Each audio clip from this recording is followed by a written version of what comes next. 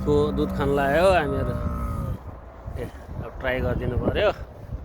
सर्लक्क पारेर दिपक दुईजना ट्राई गर्ने नि त आज खाइने चाहिँ ऊँटको दुध ट्राई हान्न गइरहेको छौँ होइन कस्तो राम्रो पर्छ यार गाई चाहिँ यहाँहरू अब छोरी मान्छेले मात्रै बोटिस लगाउँदैन यहाँ चाहिँ ऊँटलाई पनि बोटिस लगाइदियो हुन्छ है फेरि यो ऊँटले बोटिस लगाएको छ ल अब खाइदिने हो ल ल ल सुरु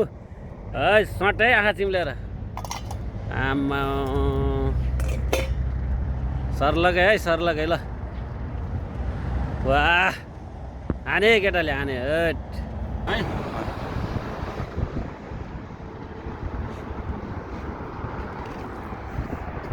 ल भ्यायो भ्यायो भ्यायो भ्यायो